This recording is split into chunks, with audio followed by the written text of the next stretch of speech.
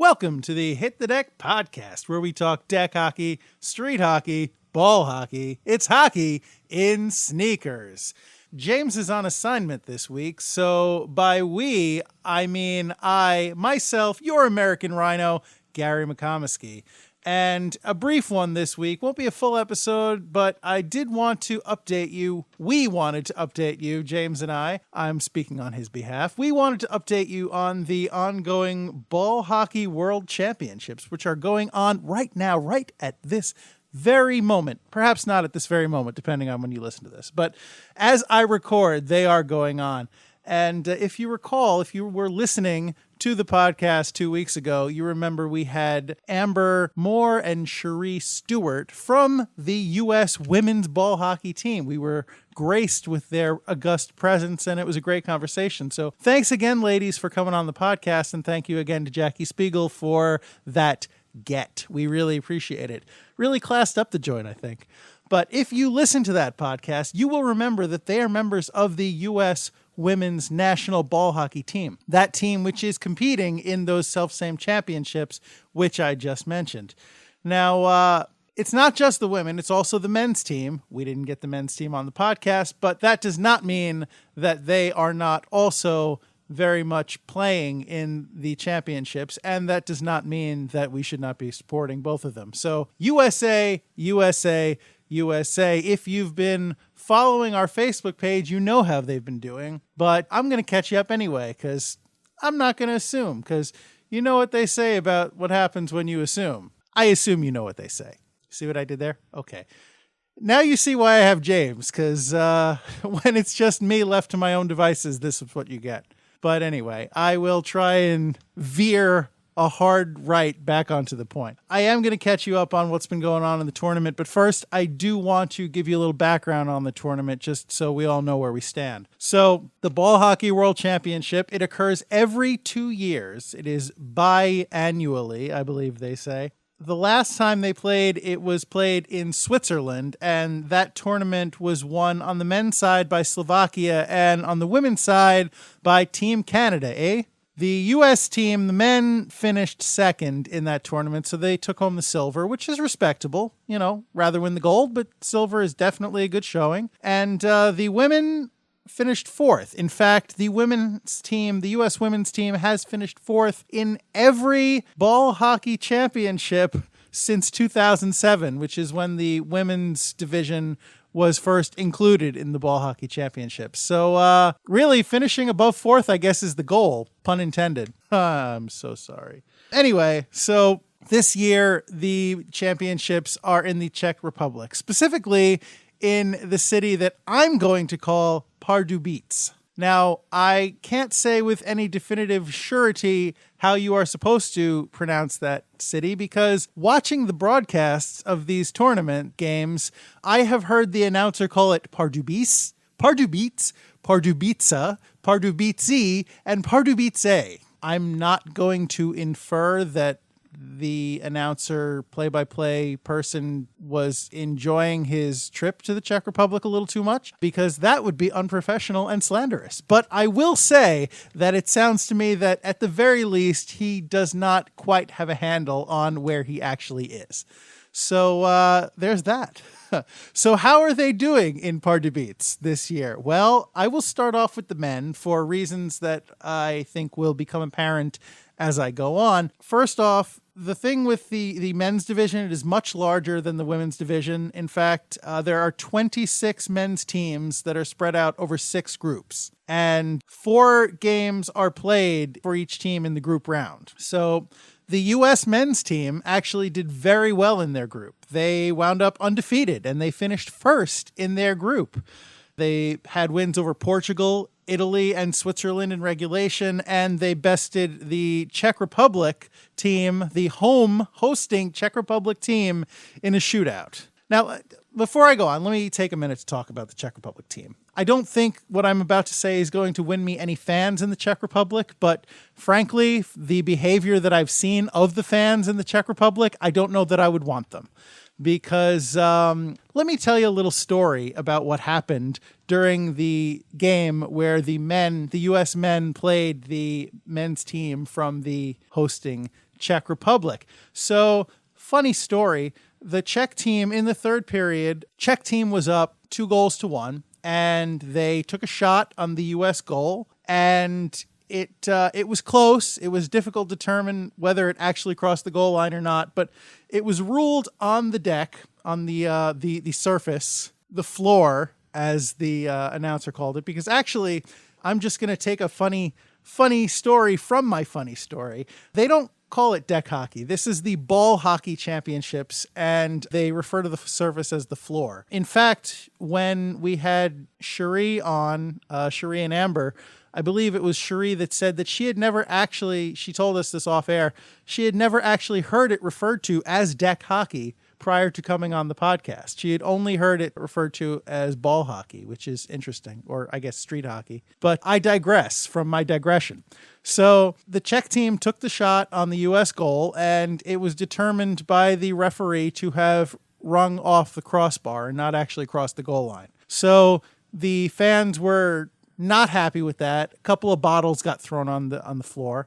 And, booze rained down. Oh, you robbed us of a goal, blah, blah, blah. But the third period continues. Fast forward to late in the third period, just a couple minutes left. And lo and behold, the U.S. team takes a hard shot on the Czech goal that it's a little bit unclear, but is ruled to have crossed the goal line and bounced straight down and then bounced out of the net. So basically the same play that happened to the Czech team that they failed to benefit from earlier in the period. And you can understand the fans being upset that the U.S. team got the goal when the Czech team didn't, under basically very similar circumstances. So you can imagine some boos and chants and, some harsh feeling towards the referees and towards possibly the U.S. team. I can understand that as a passionate fan of my teams. But what I can't understand is that the Czech fans decided to, almost all of them, well, I can't say almost all of them because I don't know how many were in the arena, but a really, really large percentage of them decided to pelt the floor with bottles, filled bottles. So not only are they getting not only is there a danger of them hitting their own team because they're unhappy with these bottles, but they're also getting the floor surface all wet because, as I said, many of these bottles are still filled. So they're also endangering their own players by creating a hazard on the surface.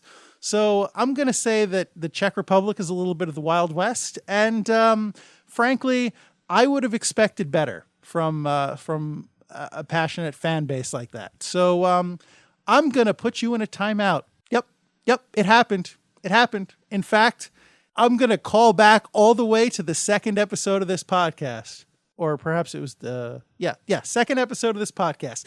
Czech Republic, you've been decked. What do you think about that, huh? You probably don't think much about that. I'd be very surprised if we had any Czech listeners. But okay, my rant is finished. I'm gonna get out of the box now. So that being said, I fairly forget what I was even talking about. Now you see why James is such a necessity to this show. So anyway, just a quick recap, because even I've pretty much forgotten what I was talking about before this.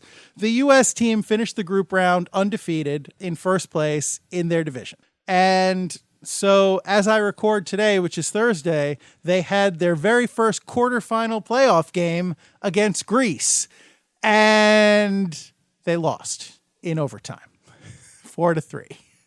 The U.S. team lost to Greece, the men's team. I'm sure they played very hard. I was not able to see any of the game. I tried, but there was significant lag. I have to say the streams for this tournament have really been of poor quality in terms of lag and just being able to not access them when you want to. Lots of stopping and pausing and buffering, and it's just been very hard to watch. I mean, don't get me wrong. I'm grateful to have the opportunity to have watched it at all, but that being said, I find the experience somewhat lacking.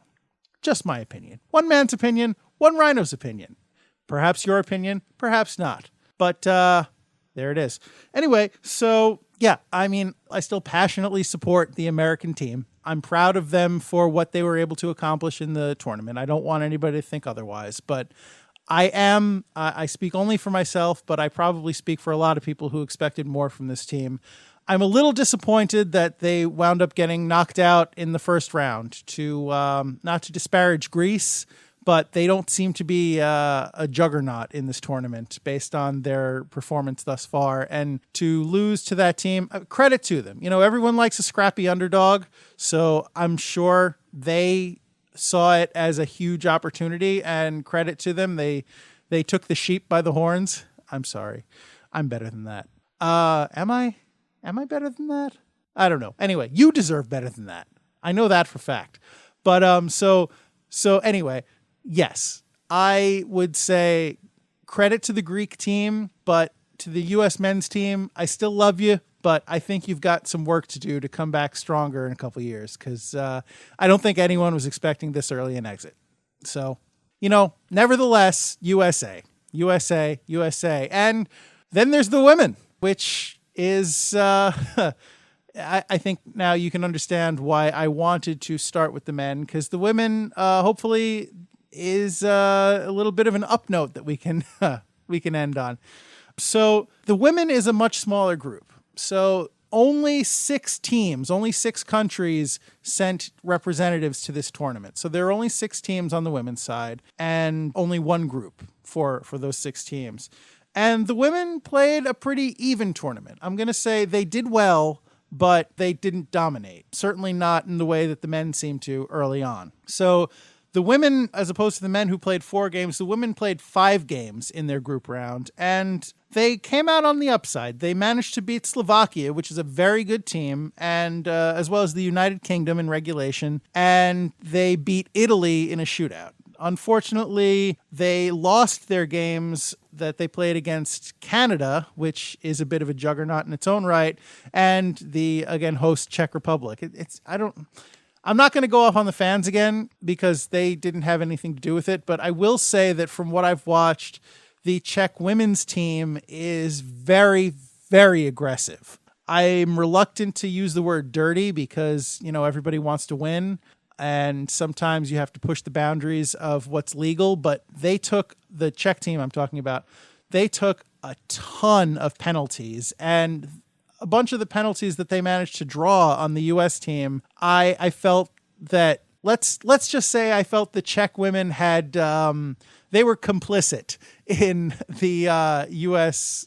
ladies' commission of those alleged penalties. So that's that. And moreover, they were a very physical team. In fact, the U.S., when they played them, they did not just lose the game. Unfortunately, they also lost a player. Number 99, Kayla McEwen, at the end of the second period, so just before the second period ended, she took a really nasty board right behind her own net. She was going back behind the goal line for the puck, and a Czech player came in hard and really just shoved her directly into the boards.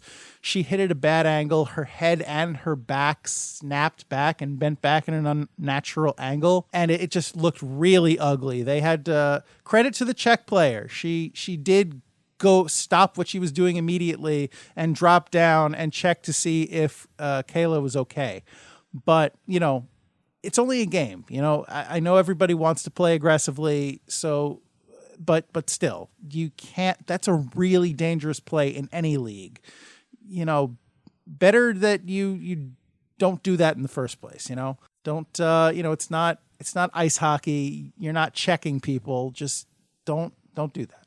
But so she's on the ground for a long time. Eventually, they have to bring out the backboard with the EMTs and take her off, and just, you know, to make sure that they don't make anything worse. They're not sure exactly what the injury is. In fact, they ended the second period prematurely because it was taking so long to get her off the ice. So they just sent the women to the locker room and, you know, started the third later. So I do have good news, though, because the very next morning, Kayla, number 99, she was able to come back. She had said that she, felt some tingling when it first happened, and it, she felt a crunch in her lower back, but fortunately it was it wound up being a scarier moment than an actual bad injury. So, thanks to whatever deity you may happen to believe in, say a prayer of thanksgiving for that, because that could have been a lot worse than it actually was. So good for her. She managed to come back, and she led her team to a big victory against Switzerland. I think they won that game 6-0. So, and I think she scored in that game. So, good for her. And so the U.S., after that Switzerland game, they finished their group in 4th place. And, 4th place, not ideal, but they just did manage to squeak into the medal round. So 4 out of 6 teams, okay, it's in the middle, and they finished 4th in every other, as I said, they finished 4th in every other tournament, and now they finished the group round in 4th place. And that leads us into the semifinal game, which they will be playing against Canada. They're the juggernaut Team Canada, which finished 1st in the group. And, well, it hasn't happened yet as I record, but by the time you listen to it, it will have happened. So what I'm going to do right now is I'm going to throw it to future me to tell us how'd they do. Mac, what happened? Thanks, younger me. Poor, dumb me from 12 hours ago. If I knew then what I know now. I've seen some things, man. I've seen things.